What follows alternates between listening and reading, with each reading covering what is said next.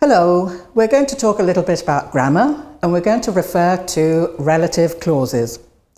The function of a relative clause within a whole sentence is to give extra information about a noun which is part of the main clause. We prefer to put a relative clause immediately after, or as close as possible to the noun it adds information to. Relative clauses begin with a relative pronoun. Now let's have a look at some of the most common relative pronouns. These are who, which, that, whom and whose. Now let's see examples for each of these and when we use them. The relative pronoun can be the subject or the object of a clause. For example, when it's the subject, that's the student who got the prestigious award. Or we can say, that's the student that got the prestigious award. When it's an object of the sentence, that's the prestigious award which he got. Or that's the prestigious award which he got. Okay? Now, let's see. Relative pronouns connect and combine sentences. For example, when it's the subject, we can say, this is Richard. He owns the whole building.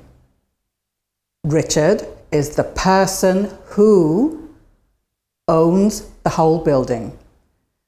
When it's an object, that is Richard's motorbike. I used to own it. That's the motorbike that I used to own.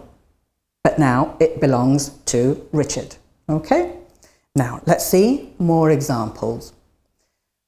Relative clauses can be classified into defining and non-defining clauses. Let's see. Defining clauses provide extra information, important information, to specify what person or thing we are referring to or which type of person or thing we mean. For example, the notes that you took last week were really helpful. The notes which you took last week were really helpful. Okay, so we can use both that and which. We can leave out the relative pronoun when it is the object, but we cannot do so if it is the subject. Now, please remember that. For example, that's the bread that I used to buy, or we can say, that's the bread I used to buy. That's the person who bakes the bread. Okay? Right, so that's the difference there. Now, let's have a look at non-defining clauses. They provide extra information. They're not absolutely necessary to explain who or what we are referring to. They're separated by commas. That information is separated by commas when we write and a pause when we speak. And this as long as they're not at the end of a sentence. For example, my brother, who hasn't arrived yet, is the one who has the theatre tickets. Okay, now here in this sentence, as you can see there, the second who in the sentence above there is the subject of a defining relative clause. Okay, and the information in between the two commas is the extra information which is called a non-defining clause. It doesn't define the person or the thing we're talking about.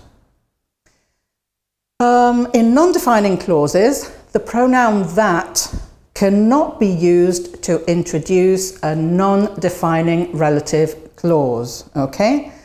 We have to use the word which, the pronoun which instead.